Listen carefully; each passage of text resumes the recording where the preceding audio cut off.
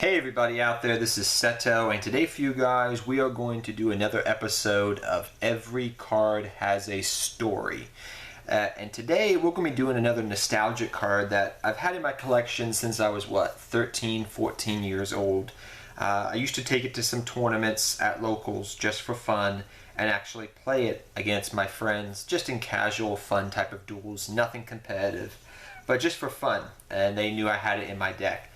And it's one of the reasons why later on I actually built another deck, which we'll mention later on. But I've had these cards for a long time, and my grandmother, who passed away a couple years ago, about 2 years ago, actually bought these for me when I was very young for a birthday gift. So she got this for my 13th, 14th birthday actually. So that is the Egyptian God cards. Now, you may be saying, Seto, aren't these just reprinted Egyptian gods? You know, aren't these just like reprinted, you know, the ones from the legendaries, the 10s, you know, whatever. No, these are different. Now, I'll show you side by side. So if you look closely, these are some of the reprinted versions. So these are the legal versions right here. This one, and this one are the legal versions. So these ones I'm pointing my fingers at right now are the legal versions. These are the ones I'm talking about right now. This one, and this one. Look at the coloration. Look at the difference. Like Obelisk is blue, Slifer's got a darker tone, and Ra has got like a yellow tone, like a normal card, doesn't it? Doesn't have card text, doesn't have a wall of text, doesn't have a wall of text. You can just look at it right there. I mean, look at that. Just look at Obelisk. It's the most obvious thing, right? So I've had these in my collection for a long time, and you can even look at Slifer. And I've had people who thought, at first, who didn't know any better, they thought these were fake Egyptian god cards. No, that's not the case. These are actually from Japan, from what I have found out over the years. And if I'm wrong about what I'm saying, please forgive me, but this is what I've been told by some friends of mine. They actually are from Game Boy promos over in Japan for Heart of the Sacred Cards, I believe it was.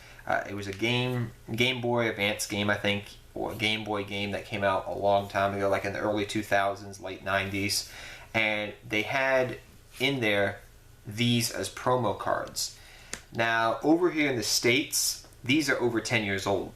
But they go around, if they're near mint, they go around $20 a piece to $30 I've seen on eBay and TCG Player. Lightly playeds go for like $7 to $8 sometimes, like just near, you know, like damaged ones I've seen go for $5 to $6. I mean, it ranges, it varies, it just depends who's buying it. Back before these guys came out in mass production, these were the only ways we had Egyptian god cards, really. Until the legendary collections too, like, we didn't really have like playable god cards, and these were the first ones. And these are actually not counterfeits, actually. These are actually the real thing, and I'll show you why.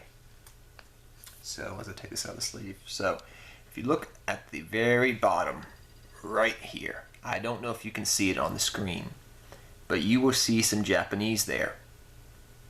And if you look at the back, that's not a fake. A normal Yu-Gi-Oh card looks like that, okay? And a Japanese one looks very similar. The blue ones, the blue background indicate that these were game promos. They wouldn't. People think they're fake because of this. No, they're not. That line of text, pretty much right there, down here, states otherwise. So these are legit. So they all have it. Like Obelisk has a blue. Slifer, I think, has like an orangish. It's like a normal card, kind of. See how Slifer, like, look at the back. That's kind of identical, just a little bit darker, but it's kind of like the same hue. But that Slifer has no indications that it's a Konami card. Except you can see in the corner it actually has it says Yu-Gi-Oh in the corner here for the Game Boy promo. And then Ra, again I'll show you. You can see the line of text right there that's in Japanese. Don't know what it means, but then Slifer's got a yellow back. So, not that many people know about these cards, but my grandmother got them from a magazine. I think it was Beckett. Somebody on there it was like a contest, and she entered it without my knowing because I really wanted these cards, and she saw I really liked them from watching Battle City, and Battle City was like at its Well, in Battle City, it's like, I think it like round strings when we first got to see the first Egyptian God card and everything. I was like, oh my gosh, the Egyptian God card. As you guys know, I love, ancient Egypt and ancient mythology and things of that nature. So she got her hands on these, and she got them from a reputable source in Beckett. It was actually a card dealer that was in the magazine. She called them up. She asked, are they legit? My grandmother was pretty smart before she had Alzheimer's and dementia later on in life. But she made sure that they were legit things. And they came sealed. I remember they came on the front porch, and I kept waiting every day. I was like, oh my gosh, did they come? Did they come? Did they come in the mail yet? Did they come in the mail yet?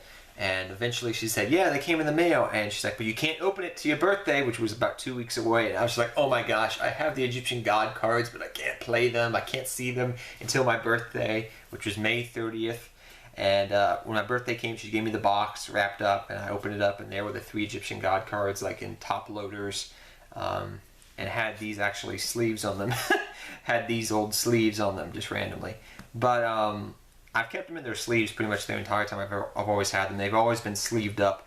But every time, like, I would go to watch the original Yu-Gi-Oh show, I would just bring these Egyptian God cards. And every time, like, I would be at home and I'm not locals, we're watching a rerun, I'd be like, Slifer the Side Dragon, I actually own one. The Winged Dragon of Ra, I own that. And Obelisk the Tormentor, I own that. So I was like, I'm Seto Kaiba, I have Yugi's Dark Magician and Dark Magician Girl, I got Blue Eyes Ultimate Dragon, I got Blue Eyes, I got the Egyptian God cards, I'm the king of the world. In my anime mind, that's what I was. But at locals, what we used to do is I actually kind of built a deck around it, just for fun. It involved pretty much like things like if you ever saw my first Egyptian God deck that I profiled on the channel, and you saw some of those older cards like Nimba Mamonga, or that gained 1,000 life points, but it was tribute fodder. Some of those old cards I actually was using back when I was playing these at locals, and that's how I came up with the idea for it originally, all those years ago.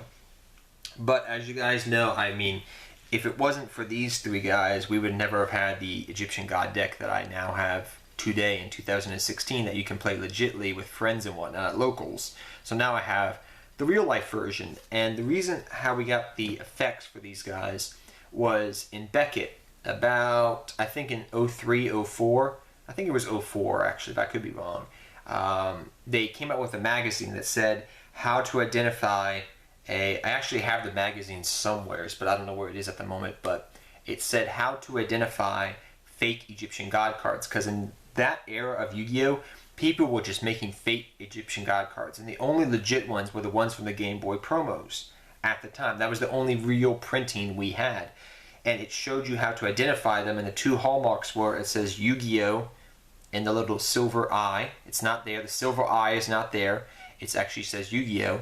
It has the Japanese inscription and the color backgrounds, which a lot of the fake Egyptian God cards I've seen, they'll have just a regular Yu-Gi-Oh back. They're not supposed to have anything on the back. And that's why some people think they're fake, but no, that's actually the legit reason why they're real. But yeah, that's the reason why. So I had these, and we used to play at locals with them, just for some fun, like little duels. And I would bring the magazine, and I'd be like, we would use the effects from the anime, because as you can see here, they don't have any effects on them. But I'll read you off what the text says. So for Slifer the Sky Dragon, it says, it's a divine beast monster. So divine beast, it's a divine attribute. It says, the heavens twist and thunder roars, signaling the coming of the ancient creature and the dawn of true power. That's what it says in the card text. Yeah, that sounds awesome. The heavens twist and the thunder roars, signifying the coming of the ancient creature and the dawn of power. Let's read Ring Dragon of Ra now. I love reading these texts. Spirits sing of a powerful creature that rules over all that is mystic. That's really cool. And it always made me feel like in mythology, this was kind of true, that Ra was definitely the boss one out of the 3 Egyptian gods. Because it literally says, spirits sing of a powerful creature that rules over all that is mystic. But in Egyptian mythology, Ra is actually the strongest. Obelisk the Tormentor. this has got a longer text. It's a divine beast. They're all divine beasts. The descendant of this mighty creature shall be heralded by the burning winds and twisted land. And with the coming of this horror, those who draw breath shall know the true meaning of eternal slumber. That is some dark texts. I'll read that again if you didn't hear me. The descent of this mighty creature shall be heralded by the burning winds and twisting land. The twisted land. So when it comes to the field, it will be burning winds and twisting land. And with the coming of this horror, those who draw breath shall know the true meaning of eternal slumber. So, yes, we used to play some duels with these things for fun. They had pretty much the anime effects, as Beckett wrote out what the anime effects were. So they were somewhat similar, but more powerful than the Egyptian god cards that we now have the flavor text. You know, the real ones we can play in duels nowadays.